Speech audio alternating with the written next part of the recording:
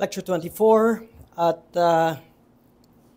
ito ang huli na pag-aaral natin patungkol sa Old Covenant. Kung nasubaybayan ninyo yung ating pag-aaral sa Reformed teaching, pati sa Reformed Baptist ay meron tayong makikitang tatlong mentions sa Confession of Faith natin. Ang Covenant of Redemption, ito ay nabanggit sa of God's Covenant ng chapter 7 ng ating 1689 Baptist Confession of Faith. Dalawa ang mababasa natin dito sa chapter 7, ang Covenant of Redemption or Eternal Covenant ang ginamit sa ating Confession of Faith. May Tagalog dito. Tingnan ko lamang kung paano bilang pinahayag sa Tagalog. Nasalin ni Pastor Romy Andaya. Saglit lamang.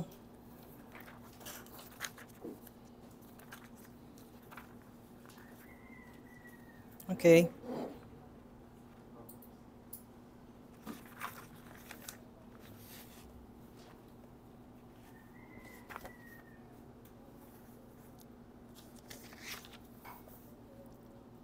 Sabi sa chapter 7, tungkol sa tipan ng Diyos. Ito ay salin sa Filipino, a modern exposition of 1689 Baptist Confession of Faith ni Pastor Romy Andaya ng Grace Reformed Baptist Church sa Calawag.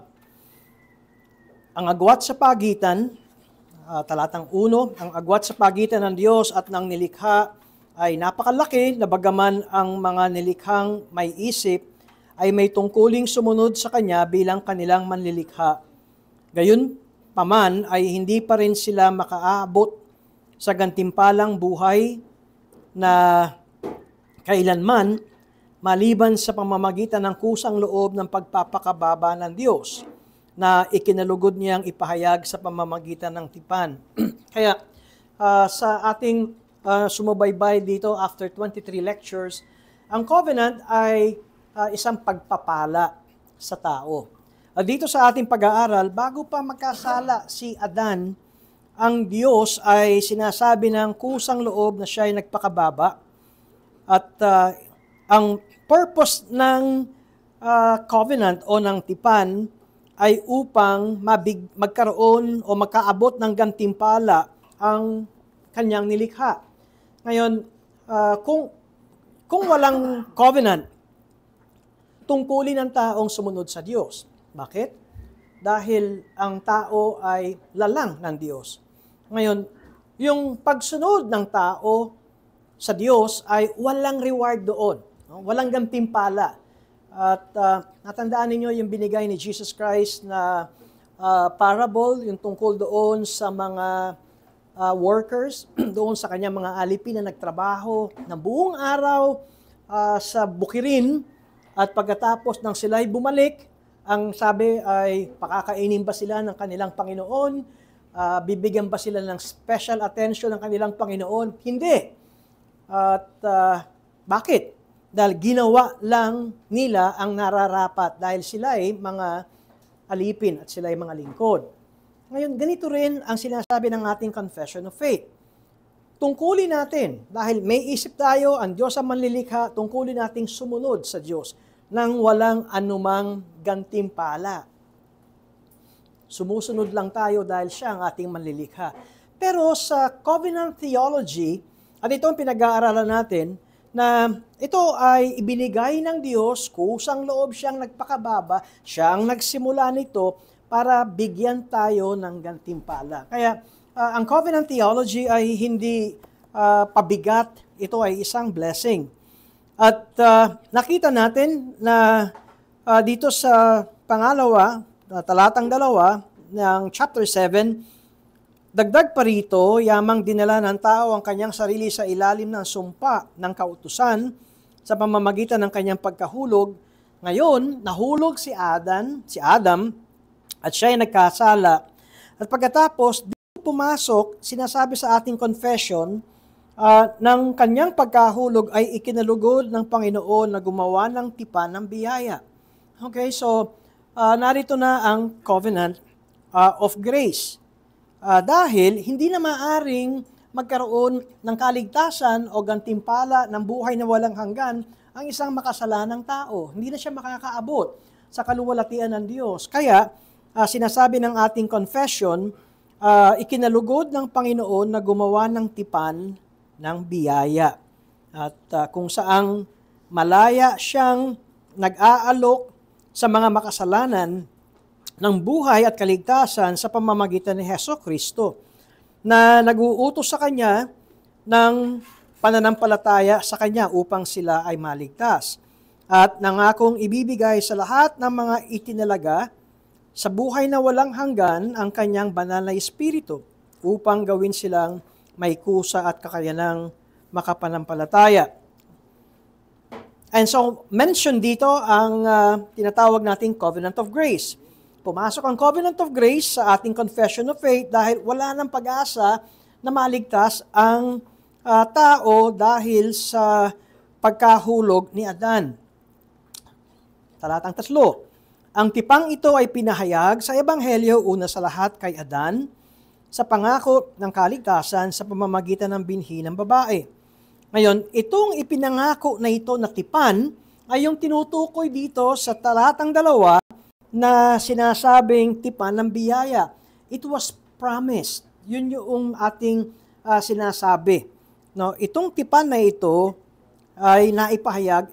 Ito ay isang ebanghelyo na ibinigay kay Adan. And so we are referring sa Genesis chapter 3 verse 15 na yung binhi ng babae ay magkakaroon ang babae ng binhi na dudurog sa ulo ng ahas.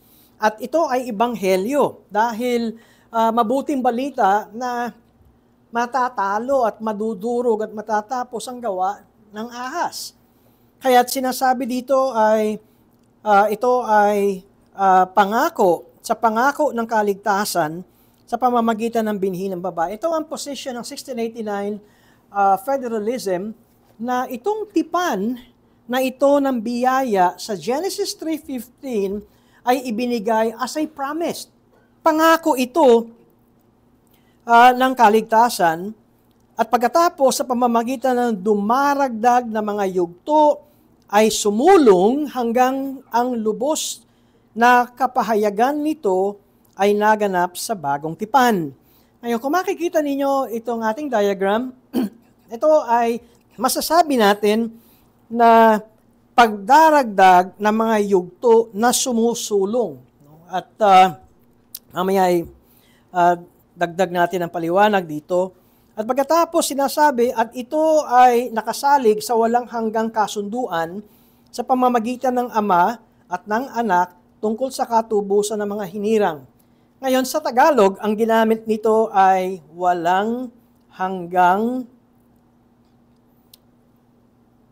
kasunduan sa pamamagitan ng ama at ng anak tungkol sa katubusan ng mga hinirang. Sa English, ito ay yung eternal covenant at yung sinasabi natin, yan ay ang covenant of redemption. At yan ay nagsimula sa Diyos unang-una at tumakbo ang kasaysayan o yung historical redemption. Ngayon, wala tayong nabasang covenant of works dito sa chapter 7. Chapter 19, natin makikita ang covenant of works. Babasahin ko na rin para masabi natin na kung bakit meron tayong pag-aaral ng covenant of works. Kung matandaan ninyo ang Lutheran, galing kay Martin Luther, wala silang doctrine ng covenant of works. Pero tayo ay nasa ilalim ng Protestantism, hinahawakan natin ng 5 solas. Kung wala silang covenant of works, sa kanilang turo ay naroon din naman, bagamat hindi nabanggit ang covenant of works. Sinasabi sa chapter 19, paragraph 1, ibinigay ng Diyos kay Adan ang isang kautusan tungkol sa pangkalahatang pagsunod na nasusulat sa kanyang puso at isang particular na utos na huwag kakainin ng bunga ng punong kahoy ng pagkakilala ng mabuti at masama. na sa pamamagitan niyon ay itinali niya siya at ang lahat ng kanyang salinlahi sa personal, ganap, eksakto at walang hanggang pagsunod. Pinangakuan ng buhay sa pagtupad at binantaan ng kamatayan sa pagsuway niyon at pinagkalooban siya ng kapangyarihan at kakayahang sundin yaon. Ayun, ang ginamit sa Tagalog dito na binigay ng Diyos kay Adan ay isang kautusan sa pangkalahatang pagsunod na nakasulat sa kanyang puso. Yung sinasabi natin na natural, sabi ng mga theologian, natural law or moral law, o kaya ay sinasabi natin as a quick definition, yung 10 utos ng Diyos. Yan ay ibinigay na kay Adan. Naroon na kay Adan ang tinatawag nating natural law at yan ay nakasulat na sa kanyang puso. Kaya yung moral law, 10 Commandments sa Exodus chapter 20 na naisulat sa bato, hindi doon nagsimula ang 10 Commandments. Dito pa sa creation account ay meron na tayong nakikitang pangkalahatang pagsunod na nasulat sa kanyang puso. Okay, kaya ang paliwanag natin ay yung sinasabing na-abolish na, dumating na yung kaganapan, burado na rin ang 10 Commandments, yung moral law, at merong mga Baptist na sumusunod dito. Sabi natin na hindi nabura ang 10 Commandments sa buhay ng mga mananampalataya, kundi ang ating makikita ay ang 10 Commandments ngayon, hindi na tayo nasa ilalim ng kapangyarihan ng 10 Commandments, pero ito nang gumagabay sa atin bilang mga anak ng Diyos. Merong isang magandang description dito, yung moral law is like a handrail, yung gabay, na siyang gumagabay sa mga Kristiyano. Anyway, ito yung point natin na kung bakit sinabi ko sa ating confession ay meron tayong 3 makikitang tipan ng pag-aaral. Doon sa chapter 7, nandoon na yung dalawa, Covenant of Redemption or Eternal Covenant. At dito ay, ang tipan na ito ay between the Father, the Son, and the Holy Spirit. Anong kinalaman ng tao dyan? Tapos kung nakikita natin ang kaganapan ng Covenant of Redemption ay ang Covenant of Grace. Pero bago dumating sa Covenant of Grace ay tumakbo ang kasaysayan. Ito yung further steps na sinasabi natin. Pero ang kakaibang turo ng 1689 federalism ay ang Covenant of Works ay binigay lamang ng Diyos kay Adan. Okay? Ito ang gusto kong maging maliwanag sa atin. Ang Covenant of Works, kung bakit kay Adan lamang binigay, kasi ito ang tipan na maaring maligtas si Adan at ang lahat ng salinlahi. Tandaan natin, si Adan ang kumakatawan sa lahat ng tao. Kaya kung sumunod si Adan doon sa tipan ng Diyos sa kanilang dalawa, ay hindi lamang si Adan ang mayroong eternal life, lahat ng kanyang salinlahi ay mayroong eternal life. Ngayon, pinaliwanag din natin, ang covenant ay binubuo ng 2 parties. Ang Diyos na siya nagbibigay ng tipan, ito yung ang Diyos ang siyang nagpakababa, no? Yung sa Tagalog ay nagpakumbaba, no? Yung condescension sa English, at siyang nagbigay ng tipan. At pangalawa, sino yung kabilang party? At dito sa Covenant of Works, si Adam.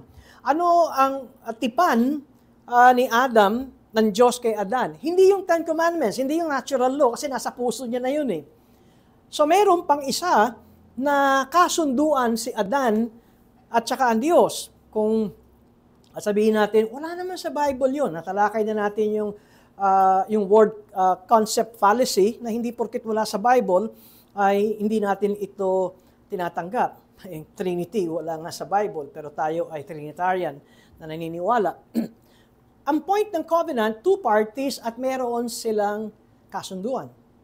There must be an agreement. At mayroong blessing kapag sumunod at yung stipulations na makita natin, penalty or punishment pagka sumuway. Ano ang binigay na kasunduan ng Diyos kay Adan? Yung puno, yung bunga ng punong kahoy, the fruit of the tree of knowledge of good and evil. Huwag kakainin yon. So napakaliwanag nung kasunduan. At kung sinuway ni Adam, kamatayan, you shall die. Ngayon, nasan yung blessing? Ito ang tanong. At wala naman tayo makitang blessing, panay negative. Meron tree of life. In the middle of the garden, dalawa ang puno, at ang nabigay lamang doon ay yung huwag kakainin yung bunga ng punong kahoy ng knowledge of good and evil.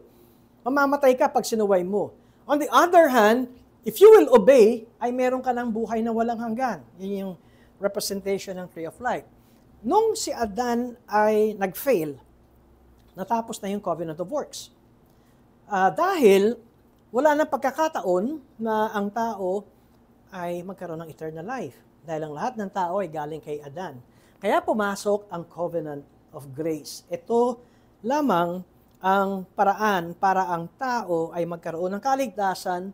Ngunit, pag nakita natin, kailan, ito ang tanong, kailan natin makikita ang covenant of grace? Sa ibang Reformed Baptist ay sinasabing sa Genesis 3:15 ay doon na nagsimula ang covenant of grace. At sa ating pag-aaral, sinasabi natin sa mga Reformed Baptist na yun ang tinuturo, yan ay classical at yan ay galing sa mga Reformed churches or Fado, Presbyterian and Reformed churches na turo. Hindi yan ang isang turo na makikita sa particular Baptist ng 17th century dahil ang mga particular Baptist ay may isang turo na tinatawag nating federalism. At ito ang itinuturo ko sa inyo. At tingnan ninyo itong pag-aaral na ito na hindi tatanggapin ng mga ibang Reformed Baptist na mayroong classical point of view na ang Old Covenant ay nagsimula kay Abraham. At pagdating kay Moses, yung Mosaic Covenant ay expansion ng Abrahamic Covenant. At ngayon ang ating pag-aaralan ay ang Davidic Covenant. Tingnan ninyo, nagsimula kay Abraham and expand at pinalawak ni Moses sa pamamagitan ng kanyang mga laws at pagkatapos ang katapusan ng Old Covenant ay sa Davidic Covenant. At dadagdagan natin ito. Hango ito kay Dr. Samuel Renihan. Kasi, by the way, yung ating YouTube, meron na tayong subtitle. Nakita ko. Meron na eh. Pero meron na.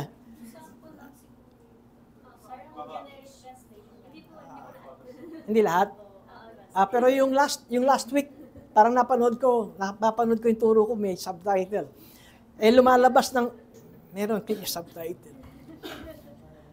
Yung pag binabanggit ko yung Renihan, Renhan, kaya ngayon, Renihan, baka pag lumabas, may letter I na doon sa subtitle. Anyway, ito ang kanyang pagpapakita na sa presentation ni Dr. Samuel Renihan, ay merong three kingdoms.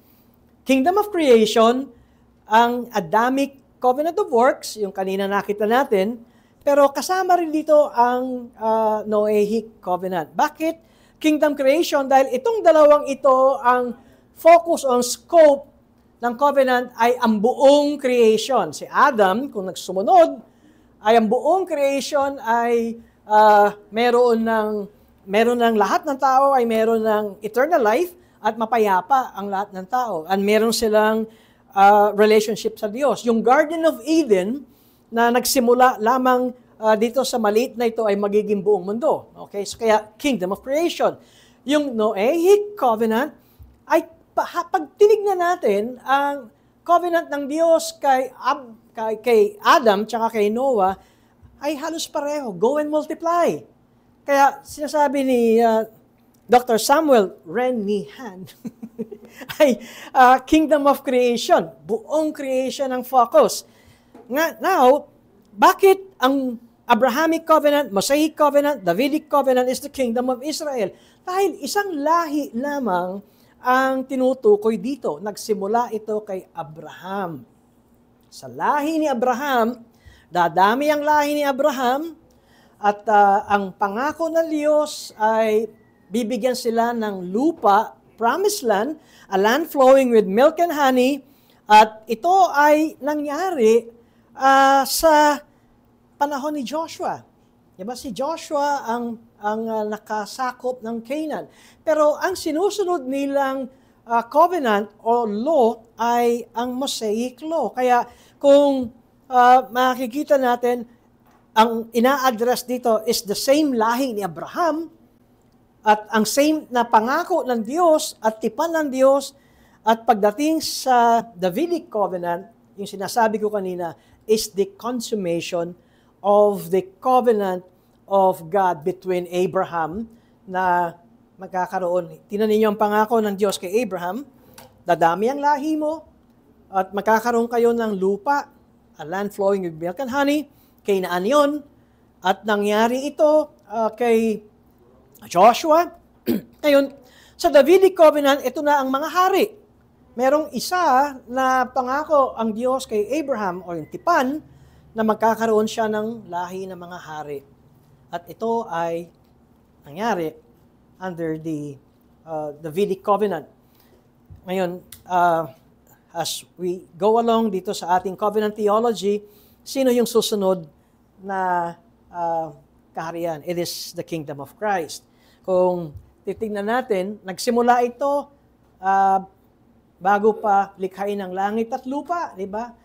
Before time, at ang election, ang pagpili ay nangyari before time. Wala pa ang lahat, meron ng hinirang, may elect ng Diyos. And so, paano nangyari yun? Under the covenant of redemption. It is the covenant between the Father sa kanyang anak.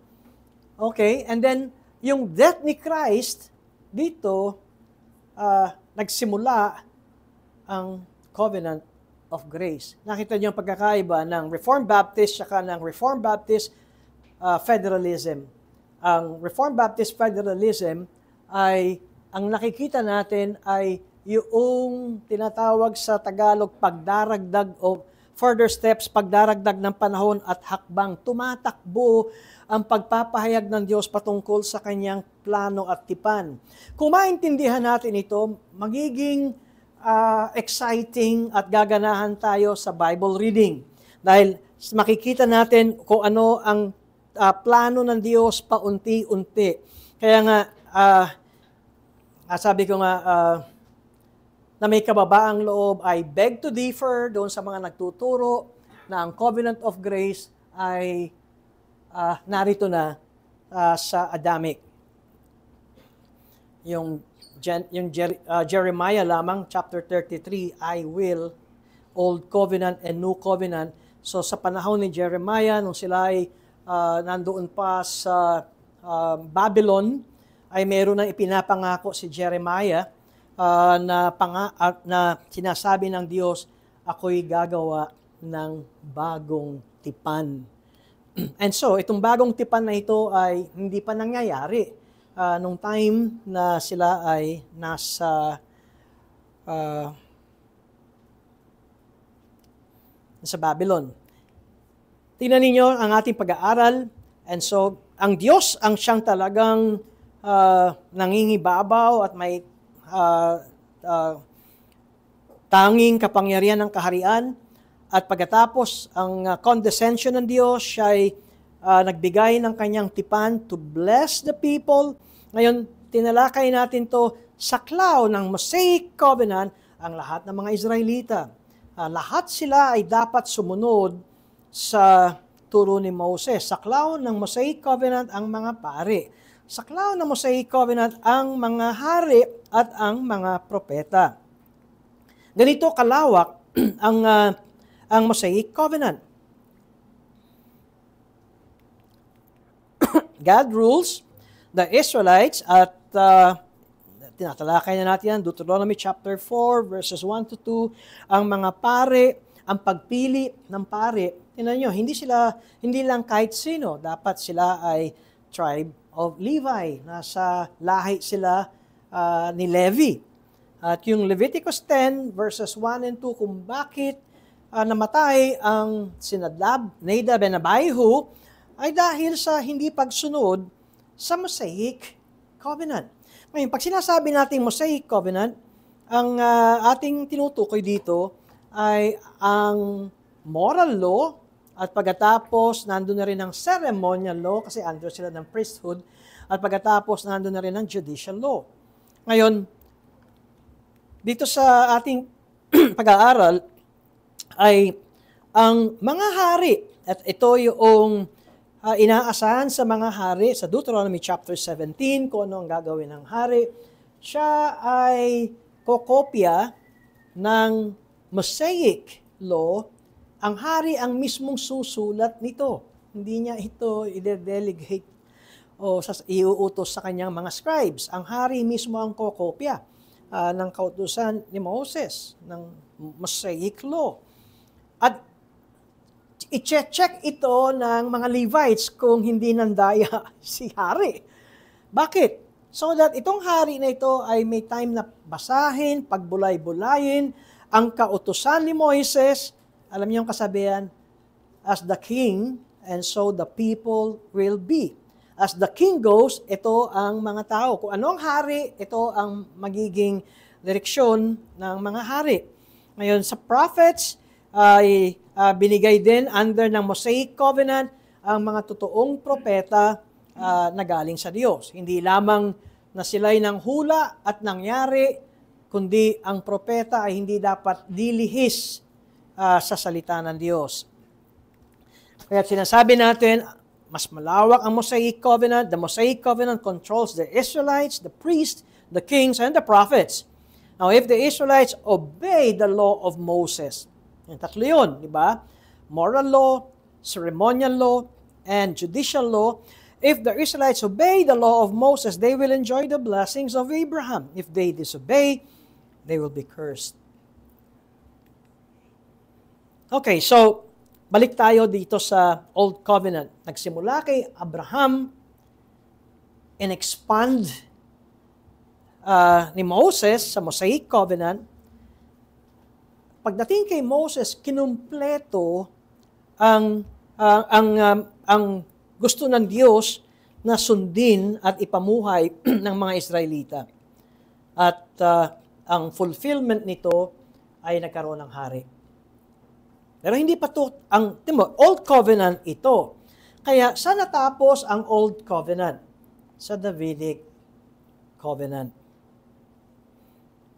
Dahil pagdating sa Davidic Covenant, ano ang makita natin? Lahi ni Abraham. Pagkatapos, ano pang nakita natin? Na nasa Kanaan sila. Ano pang nakita natin? May pangako ang Diyos under the Mosaic Covenant na meron silang a permanent place to worship God. Kung sa panahon ni Moses, di ba, naglalakbay pa lamang din sila. Nandun yung tabernacle sa wilderness. Pero sa Davidic Covenant, magiging permanente ang place of worship at the name of God and the presence of God will be there. At yan ay nangyari sa Jerusalem. Sige, dito tayo ngayon sa pangako. Balik tayo no, sa Abrahamic Covenant. Reviewing dito sa Genesis chapter 17 verse 6, I will make you exceedingly fruitful, and I will make you into nations, and kings shall come from you. Pangako, tipan ng Diyos kay Abraham. Genesis 17 verse 16, I will bless her, ngayon si Sarah ito, and moreover, I will give you a son by her. I will bless her, and she shall become nations, kings of peoples shall come from her. Kaya ano ang sinasabi natin? Natupad ang pangako, di ba? Nangyari yung tipan ng Diyos na ito. Kaya sakop si Joshua, meron tayong mapapansin kay Joshua noong sila na yung second generation. Bago sila tumawid sa Jordan River, merong ginawa si Joshua sa kanyang mga kalahi ano yung ginawa niya? Circumcision. Dahil lumalabas na sa time ni Joshua, marami nang hindi tuli ng mga Israelita. Di ba yan ang covenant ng Diyos kay Abraham? Yung circumcision, 8 days old ay isi-circumcise ang mga Israelita. Yan ay of the flesh, circumcision of the flesh. Kaya bilang pagsunod ni Joshua sa Mosaic, Abrahamic, and then Mosaic, ay nandun ang blessing. Kaya under the leadership of Joshua, ay mayroon silang, bago sila pumasok dito sa promised land na ito, ay they have to obey. Nakuha nila, ang totoo ay nakuha nila ang promised land, pero hindi madali. No? It was not an easy process. Pero ang point nito ay yung pangako at tipan ng Diyos ay na-fulfill. Meron ditong lolo na sa panahon ni Joshua, si Caleb. Si Joshua and Caleb ang nakakita ng tinatawag natin mga Israelites sa wilderness na mga nangamatay because of disobedience.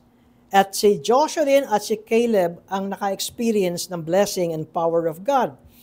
Israel was able to enter Canaan and na-obtain, nakuha nila yung covenant, yung pangako, yung inheritance ng mga Israelita. At read the book of Joshua, makita natin yung complete conquest of the land, pati na rin yung pagparti-parti ng mga lahi ng Israel na mga lupa sa kanila sa Canaan, sa Promised Land.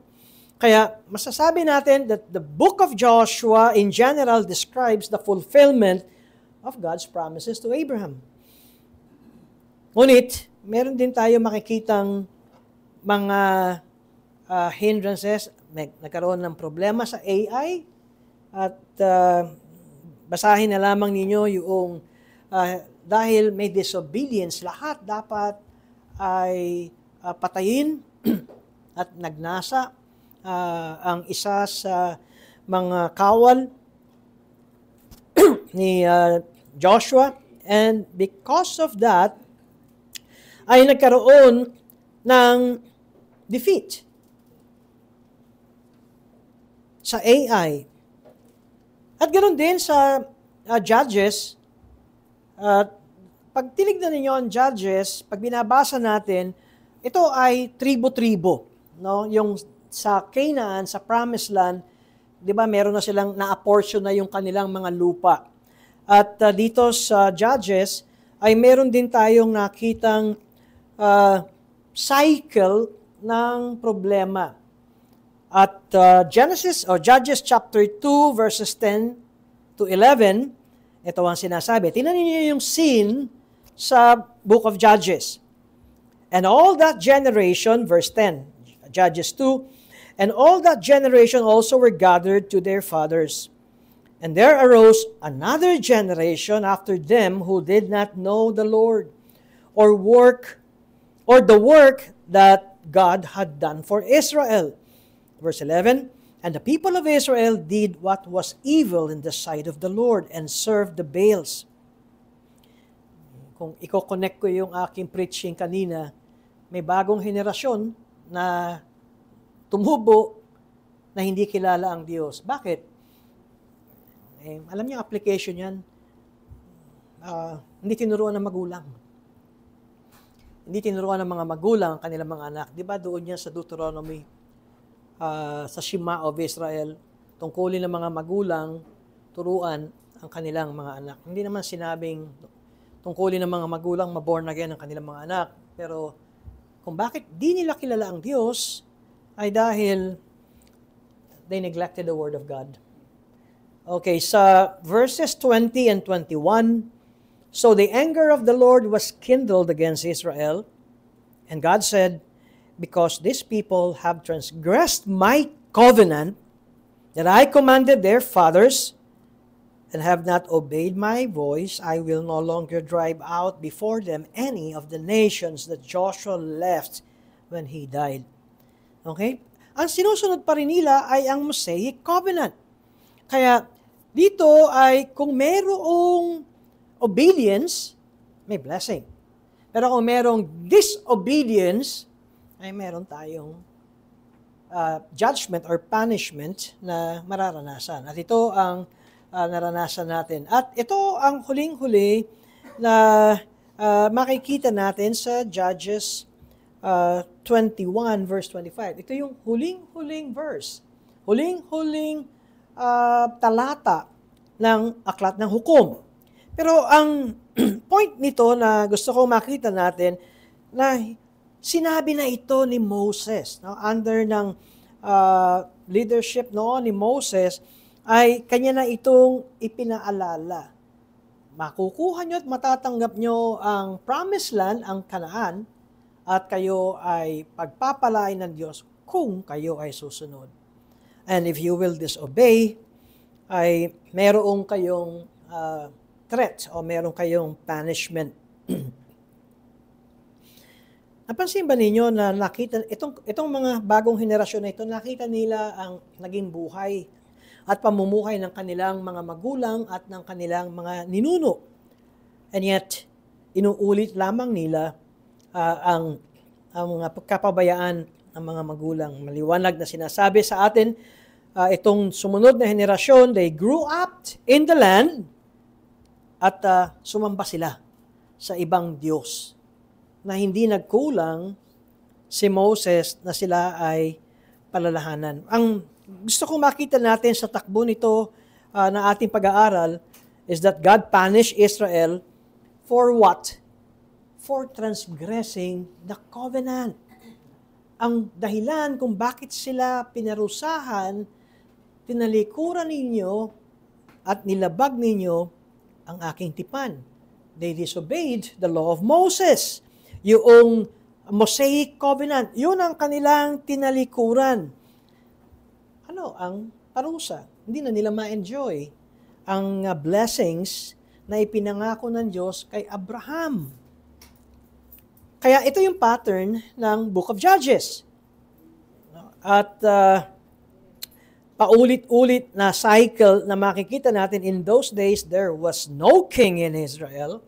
Everyone did what was right in his own eyes. Now, ito yung context ng Davidic Covenant. Dahil tayo ay papasok sa Davidic Covenant, Israel entered the land as promised to Abraham, but the Israelites disobeyed the law, the Mosaic Covenant, at ang resulta, they were oppressed. Nilusob sila, yung mga tribo-tribo, pag nakita ninyo, magkaroon sila ng mga iba't ibang mga problema, merong mga mananakop na pumasok sa kanila. They were afflicted and they were oppressed. At sinabi, why? Because there was no king, there was no obedience in Israel, the law was neglected, and ano yung bunga? They suffered. Ngayon, kailangan nila ng isang pinuno. Ngayon, hindi lamang nila kailangan ng isang pinuno. Kailangan nila ng isang pinuno para sila pagpalain, para magkaroon sila ng kapayapaan, at para dumami at maging blessing ang kanilang buhay. Israel needed someone to keep the law of Moses for the nation. Alam mo, by extended application natin ito, sa buhay natin, hindi yung magaling tayong magdiskarte, kaya tayo mayaman. Minsan ganun yung mga narinig mo eh. Alam mo, kaya mayaman yan, madiskarte yan eh. Sa atin, sa mga Kristiyano, gusto natin gusto natin talagang mapayapang buhay. Hindi yung maraming pera. May maraming mga tao, maraming pera, hindi makatulog. Hindi nila alam kung saan natatago yung pera. Nag-iisip sila lagi, niloloko sila ng mga tao, baka sila nakawan. Ang tunay na kayamanan ay yung kapayapaan. Diba sinasabi nga natin, yung mahimbing ka matulog, at hindi ka man magising, alam mong makasama mo ang Panginoon. Yung iba, kaya hindi na natutulog, baka mamatay. Kaya ay matulog. Takot mo matay. Anyway, ang point natin ito ay Dito, inihahanda tayo sa Davidic Covenant. Okay. Gusto nila ng hari. And so, humingi sila ng hari. Pag tinignan natin ang passages ng 1 Samuel, chapter 8, verses 7 to 9, alam niyo, hindi naman si David ang unang hari ng Israel. Alam natin, si Saul ang unang hari. Dahil ayaw na nilang sila ay makaranas ng pag-atake ng mga karatig nila, gusto nilang magkaroon sila ng hari. Yun talaga ang kanilang dahilan para wag na silang digmain ng mga karatig ng mga bansa.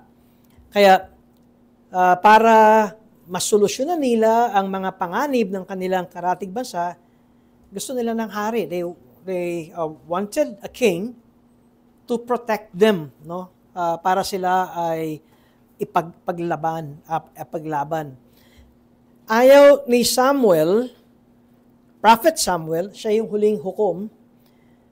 Katunayan, yung dalawa niyang anak ay hukom din, pero si Samuel yung the last judge na sumunod dito.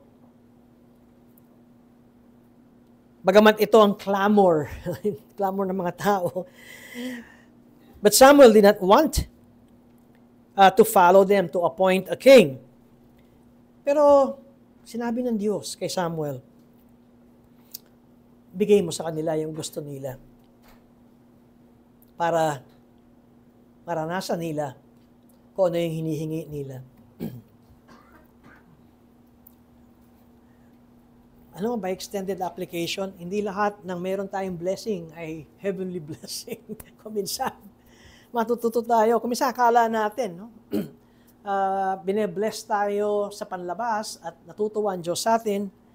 Kuminsan,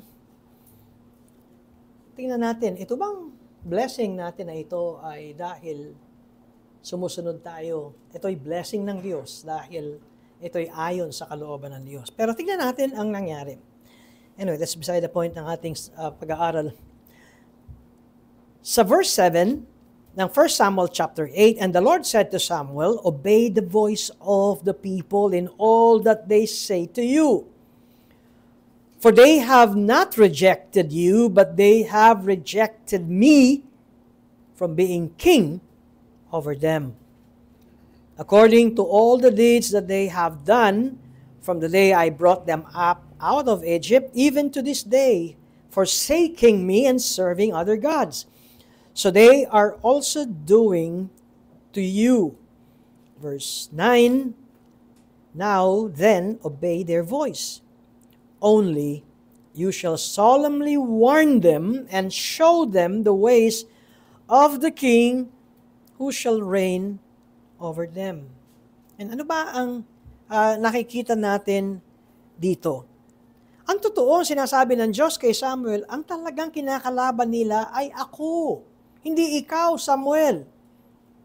Yung paghingi nila ng hari sa iyo, Israel was rejecting God. At itong sinabi ni Samuel ayon sa pagpapahayag ng Diyos sa verses 19 to 22 ng 1 Samuel 8. Hindi nagkulang ang Diyos, hindi rin nagkulang si Prophet Samuel na sabihin ito sa bayang Israel na itong haring hinihingi ninyo, lalo kayo mapapahamak dito. Verse 19, but the people refused to obey the voice of Samuel, and they said, no, but there shall be a king over us, that we also may be like all the nations, and that our king may judge us and go out before us and fight our battles. And when Samuel had heard all the words of the people, he repeated them in the ears of the Lord.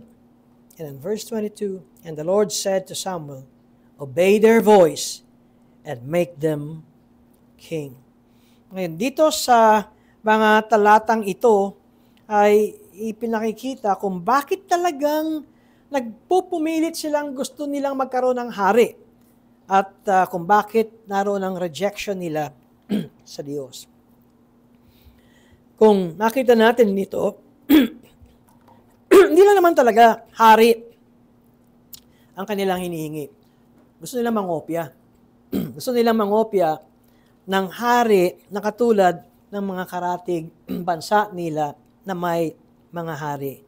And so they want a king like all the nations have, na itong hari na ito ang makikipaglaban sa kanila. Nakalimutan na nila na ang Diyos ang nakikipaglaban sa kanila simula nung mga nakaraang mga panahon. Now, hindi lamang yun. Ang hari ang hahatol sa kanila.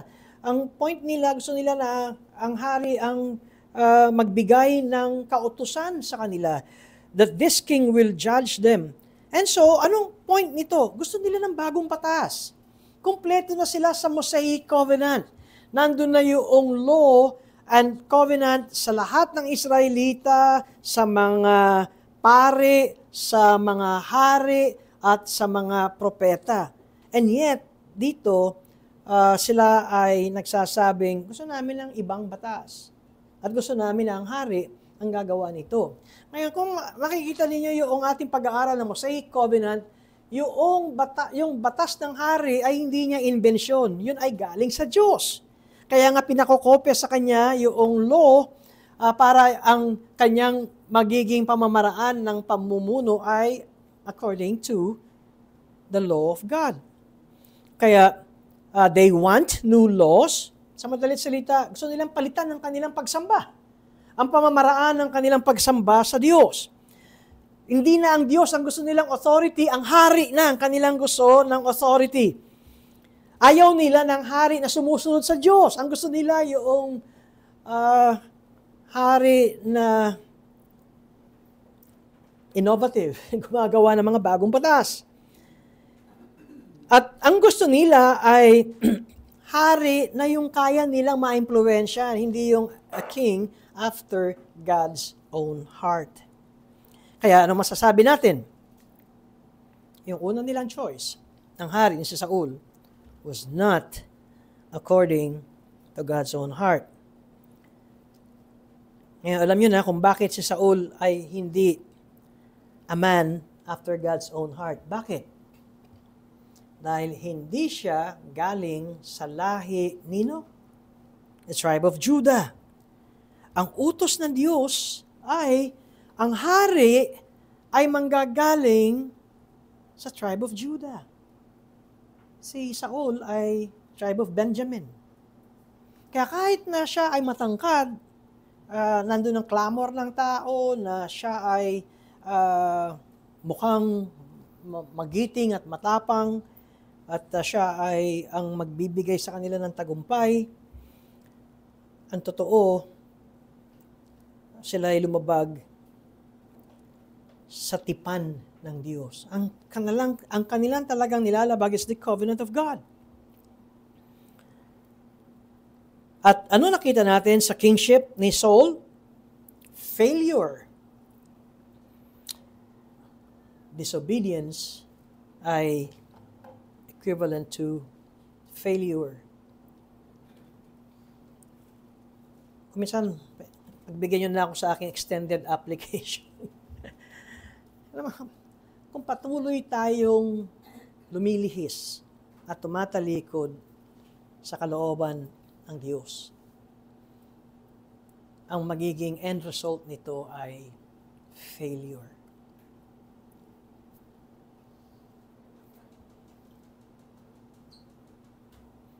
Unang dumating sa punto ng buhay natin, inuuntog na natin talaga yung ulo natin. Bakit pantigas ng ulo ko?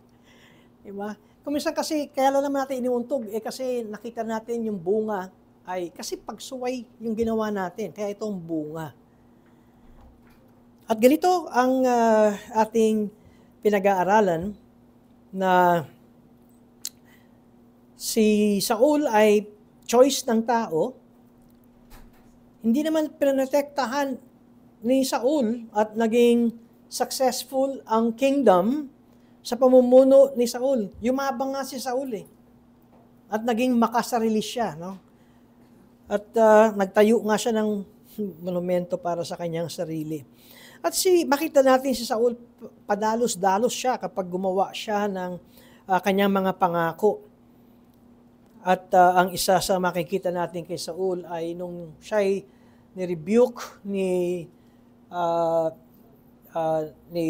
Samuel, at nang sinabi ni Samuel na tinanggal na ng Diyos ang paghahari sa iyo, alam niyo ang request ni Saul, pwede bang samahan mo ako na sa paghahandog sa Panginoon? Bakit? Para makita ng mga tao, tayo ay okay pa rin. Pero sinabi ni Prophet Samuel na ang kaharian sa iyo ay tapos na. Dito nyo makikita na itong haring ito, ang gusto niya ay yung, ano ang tawag dito? Nakikita ng tao na kasama ko pa rin itong propetang Samuel. Ako ay okay pa rin sa Diyos. Diba? So, ang utos ay lahat ng makukuha na samsam sa pagtatagumpay sa digmaan ay dapat ay patayin. Pero anong ginawa ni Saul? Kinuha yung mga the best, diba? Para daw ihandog sa Diyos. Dito pumasok yung obedience is better than sacrifice. Dito yon. Kaya wag nating magamit yung salita ng out of context. Ang out of context dito, ang context ng obedience is better than sacrifice, kumuha si Saul ng mga magagandang mga ihahandog sa Diyos at mga magagandang alagain. Anyway, yan ay ihahandog ko sa Diyos. Ano ko ba mabibigyan ng isang illustration? Siguro trabaho. Magtatrabaho ako. Araw ng Panginoon, magtatrabaho pa rin ako. Siguro ganun. Mag-iipon ako maraming pera. Maraming araw ng Panginoon, a-absent ako. At yung makukuha kong pera, ibibigay ko sa church para karoon tayo ng building. Yay! Nakita niyo na, obedience is better than sacrifice. Ang motibo mo, ano yan? The end just does not justify the means. Dahil ang ambisyon mo, gusto mong makatulong ng pinansyal sa church, pero yung pamamaraan mo ay mali. Meron kang paglabag, alam na natin na tayo ay mayroong 6 na araw. Diba? Pero ang ikapitong araw ay sa Panginoon. Bakit ka pa rin nagtatrabaho? Maliwanag na yan eh. Kasi double pay. Alam mo, kadalasan pagka Sunday, double pay. Bakit hindi ka pa kayang bigyan ng 4 na bayad ng Diyos? Alam mo, yung mga obedience is better than sacrifice. Anyway, bakit ba ako napunta ron? And so, ang point natin ito ay hindi si Saul ang choice ng Diyos. Si Saul ay choice ng tao. And God's timing, ano nangyari? Si Saul ay pinatay. Katunayan, pati ang lineage, lahi ni Saul, ay natanggal sa trono. At sa Davidic Covenant, ay makikita natin na muli yung Mosaic Covenant ay tatakbong muli. Sa failure ni Saul ay merong isang hari na after God's own heart. At yan ay si David. Lord willing, ay makikita natin ang pag-aaral natin sa Davidic Covenant. Ngayon, ito ay sa Deuteronomy chapter 12, verses 8 to 12. Bakit ko sinasabi na ang Davidic Covenant is its consummation pagdating ng Old Testament? Dahil dito ay sinasabi na, dito sa Deuteronomy chapter 12, ay naroon na ipinapakita kung ano ang future ng Israel, that there would be a centralized location for sacrificial worship. Basahin ko na lamang Deuteronomy 12, 8 to 12. You shall not do according to all that we are doing here today. Okay, ito yung time na binibigay ni Moses ito. Everyone doing whatever is right in his own eyes. Verse 9 of Deuteronomy 12, for you have not as yet come to the rest and to the inheritance that the Lord your God is giving you.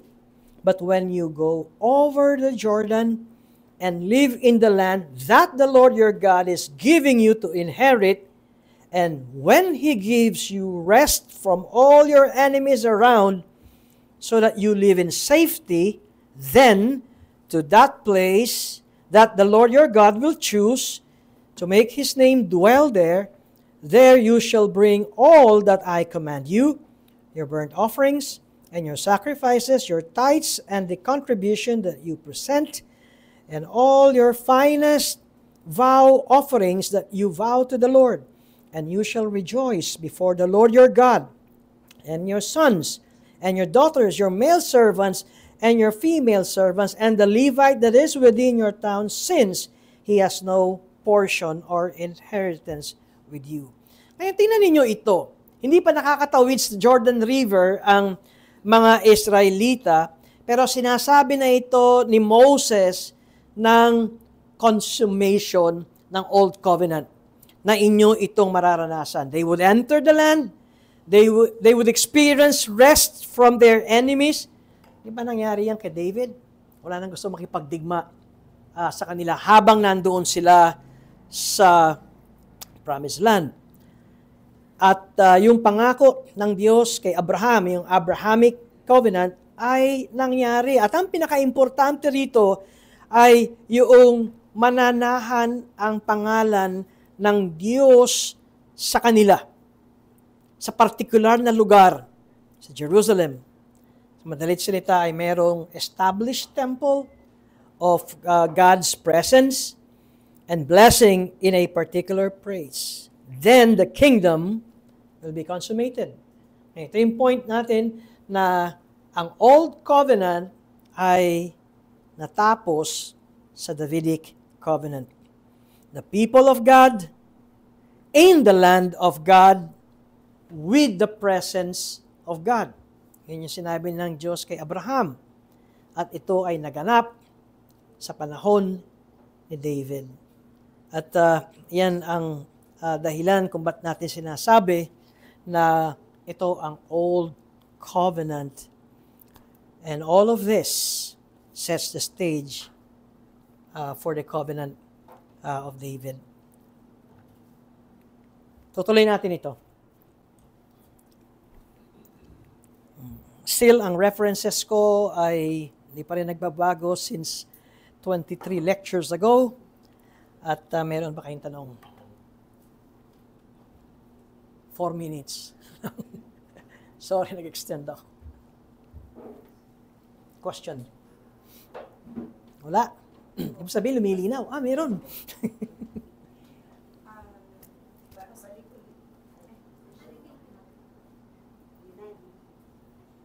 Tapos na. Balik uli saan? Sa federalismo. Ano sa palagay niyo kasi nabanggit na lang na nahati sa dalawang pananaw ang reform theology pagdating dito sa Covenant of Grace, San Classical and federalism o federalism. Ano sa tingin niyo ang siyang hindi nakikita ng mga nasa side ng classical kung bakit hindi na matanggap yung federalism side of the federalist view of the Covenant of Grace? Ang hindi nila nakikita kung bakit nandun pa rin sila sa classical. Oo. Ang sagot ko dyan ay hindi ko alam. Ang alam ko ay ako ay dating classical at noong sa providensya ng Panginoon, yung mismong libro na aking main reference ay nakausap ko mismo face to face. At siya pa nagsabi ko ano yung mga dapat kong bilhin ng libro sa Singapore yun. At nagbasa ay doon nagsimula yung aking journey sa federalism. Kaya yung mga hindi pa rin nakikita ang federalism, well, hindi ko alam, hindi ko masabi. Siguro ang paliwanag ko lang ay sa lahat naman ng understanding at kaliwanagan, ang Diyos talaga nagbubukas ng pag-iisip. Hindi natin sila binababa dahil pareho namang mananampalataya ang classical tsaka ang federalism. In fact, hanggang sa ngayon ay meron pa ring ongoing discussions ang classical, covenant theology, tsaka ang federalism, 1689 federalism, covenant theology. Palagi ko hanggang sa pagdating ni Kristo Jesus ay nandyan pa rin yung discussion na yan. Pero hindi ito ang magiging dahilan na maging personalan at magkaroon ng alitan at batayan. Kung hindi, para sa akin, mas na-appreciate ko ngayon. Katulad ng binanggit ko kanina. Kung babalik tayo sa Genesis, mas ma-appreciate nyo ngayong basahin habang tumatakbo ang Old Testament na meron tayo nakikitang further steps. Yun yung sinabing mga hakbang hanggang sa dumating tayo doon sa nung sinabi ni Christ, this is the new and everlasting covenant. At we ma-appreciate natin kung paano ang Diyos ay nagtimpi. Kasi sa matandang tipan, talagang, sabi ko nga, ang pinakamatigas na ulo sa tingin ko sa balat ng lupa, ang mga Hudyo. Hindi po mga Israel. Pangalawa lang ang Pinoy. Pero yung point na, ang dami na nilang nakita, and yet, paulit-ulit pa rin sila. Pero ang paliwanag talaga dyan ay dahil hindi pa bago ang puso nila. Ngayon, sa atin, na under ng New Covenant, as we look back and appreciate yung ating kalagayan, ay humility before God na kung hindi binago ng Diyos ang ating puso, ay maaring mechanical lang ang pagpunta natin dito. Para lang masabing, ay hindi na ako Katoliko, ako isang Reformed Baptist na, pero hindi naman talaga punong-puno ng kababaang loob ang ating puso. Okay, wala na. Salamat.